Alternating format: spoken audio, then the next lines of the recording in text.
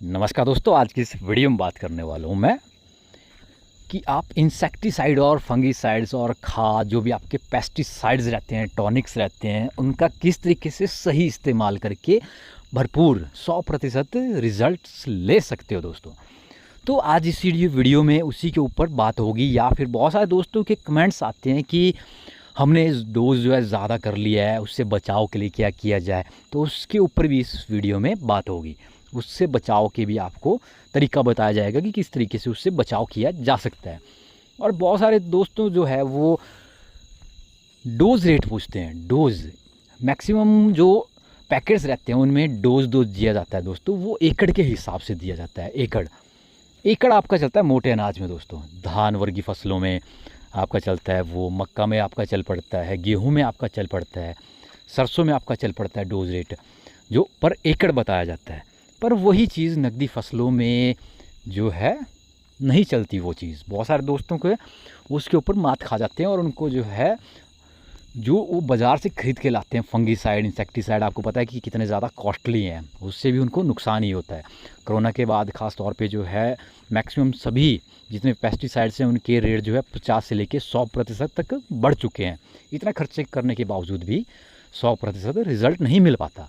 तो दोस्तों आज वीडियो बनाने का मकसद भी ये था कि आप स्क्रीन पे देखिए कि कमेंट आया था मुझे, लगभग 1 साल पुराना कमेंट था दोस्त का। उनको सॉरी चाहूँगा कि उनका रिप्लाई नहीं कर पाया। मैं सबके रिप्लाई नहीं कर पाता दोस्तों, लगभग 40% तक मैं दोस्तों को कमेंट्स के रिप्लाई कर पाता हूँ। इतना समय नहीं लगता दोस्तों, बहुत सारे कमेंट्स आते हैं। हालांकि बहुत सारे दोस्तों को मैं जो वीडियो बना के भी उनके जवाब दे देता हूँ कि इस तरीके से, ताकि बहुत सारे जो सिमिलर कमेंट्स होते हैं, बहुत सारे दोस्तों के एक जैसे कमेंट लगते हैं, उनके मैं वीडियो बना देता हूँ। तो दोस्तों ये कमेंट था दोस्तों, आज सुबह मुझे आया था 9 घंटे पहले कि ये बंदा कभी रिप्लाई नहीं करता, बेकार है इससे कुछ पूछना। तो मैं ये सोच रहा था कि यार ऐसा कौन सा हो गया।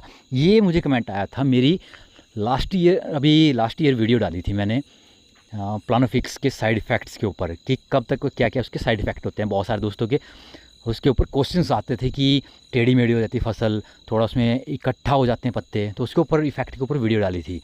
तो उसमें ये ऊपर दोस्त ने कमेंट किया था, रानी राज ने। तो उनसे सॉरी चाहूँगा कि उनको रिप्लाई नहीं कर पाया। हालांकि उस वीडियो में मैंने बहुत ज़्यादा नहीं, मतलब 10% ही रिप्लाई किए हैं, बहुत ज़्यादा रिप्लाई नहीं कर पाया हूँ।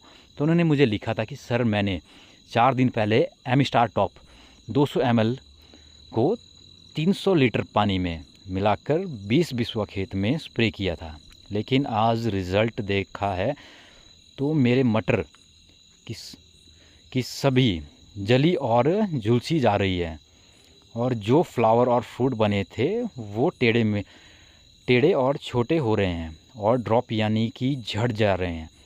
आखिर ऐसा क्यों हो रहा है? कोई उपाय बताइए। तो दोस्तों उनको मैं रिप्लाई नहीं कर पाया था साल बाद। तो अभी वीडियो में सभी दोस्तों के लिए और भी दोस्तों के लिए जो एकड़ के हिसाब से जो है डोज डालते हैं, उनको रिप्लाई कर रहा हूँ इसमें। तो मटर की खेती, मटर की फसल आपको पता है कि दोस्तों छोटी होती है बहुत ज़्यादा, और ज़्यादा घने भी नहीं होते हैं। गेहूँ और जो आपके धान हुए रहता है उसके बीज के मुकाबले उसको थोड़ा दूर फेंका जाता है। उसकी दूरी जो रहती है वो 6 से 8 इंच रहती है पर मटर के बीज में। अगर आप उसको रो पे भी लगाते हो तो 1 फीट की दूरी और 4 बाई 6 इंच की दूरी पे 20 टू 20 डलता है उसमें। और अगर आप ऐसी फेंक के करते हो तो उसमें भी है जो है 6 से 7 इंच या 8 इंच की दूरी पे रहता है, जो कि धान और गेहूँ में आपकी दूरी उतनी नहीं रहती है, वो इकट्ठा रहती है। तो और फसल के अकॉर्डिंग भी ये डिपेंड करता है। आपकी फसल छोटी है, अभी मटर की छोटी फसल है तो उसमें इतना डोज नहीं लगेगा।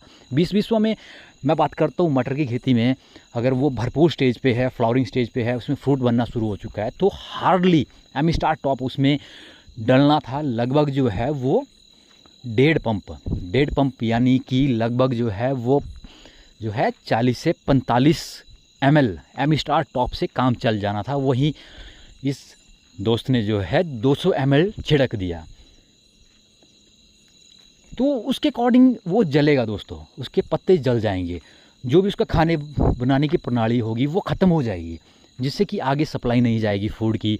जो उसके फ्लावर होंगे वो गिरना शुरू हो जाएंगे, जो फ्रूट बना होगा उसमें जो है वो सप्लाई पूरी नहीं ले पाएगा। ऊपर से उसमें जो है वो आपने जो उसमें फंगीसाइड डाला, जो उसमें इंसेक्टिसाइड डाला, वो उसमें जहर का काम करेगा, वो उसको और ज़्यादा डैमेज करेगा, उससे टेढ़े मेढ़े हो जाएंगे।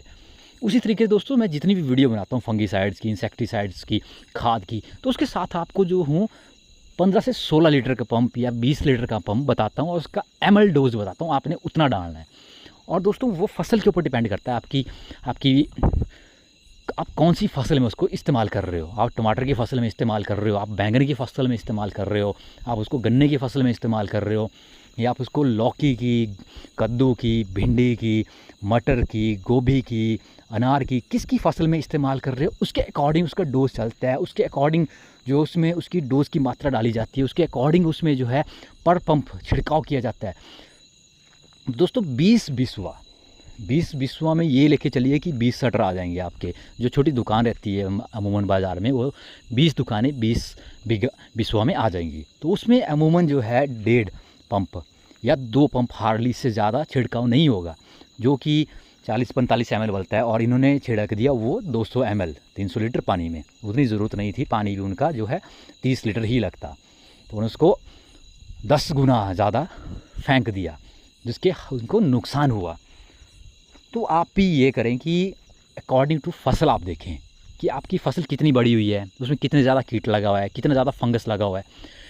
और दोस्तों जो आपका पौधा रहता है उसकी अपनी एक जो है प्रोटेक्टिंग लेयर होती है। हर जीव जंतु की अपनी प्रोटेक्टिंग लेयर होती है। जैसे हमारी स्किन होती है, उसकी ऊपरी त्वचा होती है जो हमें हमारे अंदरूनी जो तंत्र रहता है, हमारे अंदरूनी जो ऑर्गन्स रहते हैं उनको प्रोटेक्ट करती है।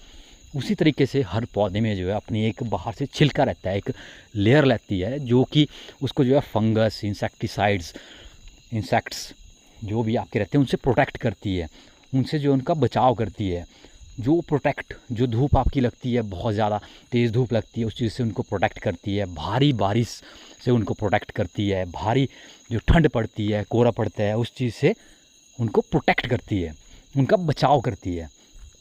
उस लेयर को अगर आप जो डोज जो है वो ज़्यादा डाल देते हो तो वो प्रोटेक्टिंग लेयर उनकी क्षतिग्रस्त हो जाती है, जल जाती है। आप फंगस से बचाने के लिए उसको फंगीसाइड डालते हो तो वो उसकी लेयर ही जब जल जाएगी। आप डोज़ एक्स्ट्रा डाल देते हो, आप डोज़ कम डाल दीजिए, कोई साइड इफ़ेक्ट नहीं होगा। भले आपकी फसल में थोड़ा फंगस लग भी जाएगा, पर आपको उतना ज़्यादा नुकसान नहीं होगा जितना आप ज़्यादा डोज़ डालने से करोगे। एक तो आपका नुकसान पैसे का होगा, आपका डोज़ ज़्यादा जाएगा, और आपकी फसल में भी जो है उसका उल्टा रिएक्शन होगा, आपकी फसल ख़राब हो जाएगी। वो जो प्रोटेक्टिंग लेयर है उसको ख़त्म कर देगी और फंगस उसमें एकदम से अटैक कर लेगा, और भी बहुत कुछ उसमें जो है एकदम से अटैक करेगा और वो आपकी फसल जो है तबाह कर लेगा। और दोस्तों ऐसी स्टेज हो जाती है अगर आप ज़्यादा डाल देते हो। फ्लावर वगैरह तो आपको खैर पता ही है कि एकदम से झड़ जाता है। सबसे पहले ही जो समस्या रहती है वो फ्लावर ड्रॉप की रहती है, वो एकदम से झड़ जाता है। और दोस्तों अगर आपकी ऐसी सिचुएशन हो जाती है तो उस सिचुएशन में आपने क्या करना है सबसे पहले, तो दोस्तों उसमें आपको पता है कि जिंक एक ऐसा तत्व रहता है जो हमारी बॉडी में भी जो है कोई भी खरोंच वगैरह लगती है उस चीज़ को भरने में जल्दी हेल्प करता है। तो आपने जो है उसमें जिंक का स्प्रे कर लेना है एक। और दोस्तों साथ में आपने जो है उसको माइक्रो न्यूट्रिएंट्स का जल्दी से देना है, और एंटीबायोटिक जो आपका रहता है स्ट्रेप्टोमाइसिन, बायोमाइसिन वगैरह, उसका छिड़काव उसमें करना है जितना जल्दी आप हो सके। और दूसरा कैल्शियम, बोरोन, माइक्रो न्यूट्रिएंट्स जो 19 वगैरह रहते हैं उनका एक मिक्सचर बना के उसको जो है हल्का डोज आप जितना जल्दी हो सके उतना उसको दीजिए, ताकि आपकी जो फसल है वो थोड़ी रिकवर हो सके। थोड़ी क्या, आप अच्छे से उसका ट्रीट करोगे थोड़ा तो वो लगभग जो है 70% तक जो है रिकवर हो जाती है। अन्यथा नहीं तो आपकी पूरी की पूरी फसल जो है वो 10% में आ जाती है आपको प्रोडक्शन देने के तौर पे। और दोस्तों इसी के साथ आप हमेशा जो है अपनी फसल को देखें कि आपकी फसल छोटी है तो उसमें जो है डोज़ और स्प्रे कम लगेगी। आप डोज़ भले ही पूरा रखिए पर स्प्रे का हाथ अपना फास्ट रखिए, पंप फटाफट से अपनी फसल पे जो है छिड़काव कीजिए, और पानी कम लगेगा आपका, उसमें स्प्रे कम होगी। आपकी फसल जितनी छोटी होगी उसमें जो है कम लगेगा डोज़, जितनी बढ़ती जाएगी उसमें डोज़ बढ़ता जाएगा। आप पंप पर लीटर पंप के हिसाब से जो है पंप बनाइए। आप बेशक ड्रम बना लीजिए पूरा 200 लीटर का, पर ये ध्यान रखें कि आपकी फसल कितनी बड़ी है और कितना आपका एक्सपीरियंस है, कितना उसमें जो है छिड़काव लगेगा। आप पर ml के हिसाब से स्प्रे करिए, एकड़ के हिसाब से नहीं, अपनी फसल के हिसाब से करिए। क्योंकि आपको पता है कि जो टमाटर रहता है वो आपका 4 फीट पे, 3 फीट पे, 2 फीट पे दूरी रहती है उसकी लाइन से लाइन की, और 1 फीट पे उसकी एक पौधे से दूसरे फीट की दूरी रहती है। खीरे में उतना चलता है आपका। जो बैंगन आता है आपका उससे थोड़ा नज़दीक हो जाता है। शिमला मिर्च आपकी जो है 2 फीट, 2.5 फीट, 3 फीट की दूरी पर लगती है, और लाइन से लाइन की दूरी और पौधे से पौधे की दूरी फीट बाई फीट रहती है। तो उसके अकॉर्डिंगली आपकी फसल में जो है स्प्रे होती है उस चीज़ की। और इसके साथ साथ ध्यान ये भी रखें दोस्तों कि आपकी फ़सल में कितना फंगस लगा है, उसके अकॉर्डिंगली आप स्प्रे करें, ज़्यादा करें। अगर बहुत कम फंगस है, आप एडवांस डोज़ कर रहे हो, तो उसको जो है एवरेज डोज़ रखें और कम जो है डोज़ रखें। और भारी कीट लगा है आपकी फ़सल में तो आप ज़्यादा डाल सकते हो, ज़्यादा कि नहीं कि बहुत ज़्यादा, आप प्रॉपर डोज़ डालिए उसका पूरा। अगर कीट आपको बहुत कम लग रहे हैं, एडवांस में आप स्प्रे कर रहे हो, तो थोड़ा लाइट स्प्रे करिए उसमें, ताकि पौधे को कोई नुकसान ना पहुँचे। और खाद का भी वही रहता है दोस्तों, आप ज़्यादा खाद डाल देते हो अत्यधिक, तो उससे पौधा मुरझा जाता है, सूख जाता है। जैसे उसको पानी ज़्यादा मिलता है तब भी वो सूख जाता है, अगर पानी उसको कम मिलता है तब भी सूख जाता है। हर चीज़ उसको प्रॉपर वे में चाहिए होती है। एक एक उसकी जो है टेंडेंसी होती है कि उसको उतना ही चाहिए, उससे ज़्यादा भी आप दोगे तो अभी वो ख़तरनाक है, उससे कम दोगी वो भी ख़तरनाक है। तो दोस्तों इसी के साथ वीडियो को यहीं समाप्त करते हैं। और जब भी आप छिड़काव, स्प्रे कुछ भी करें तो वो सोच समझ के करें और देख के करें कि कितनी आपकी फ़सल को ज़रूरत है। उसको बच्चे की तरह पालिए कि उसको कितना वो लेगा। आप उसकी हर ज़रूरत का ध्यान रखिए, उसको अत्यधिक भी ना दीजिए और ज़रूरत से कम भी ना दीजिए। तो इसी के साथ दोस्तों, अगर कोई सवाल या सुझाव रहता है तो कमेंट बॉक्स में ज़रूर लिखें। अपना मूल्य समय देने के लिए बहुत बहुत धन्यवाद दोस्तों, धन्यवाद।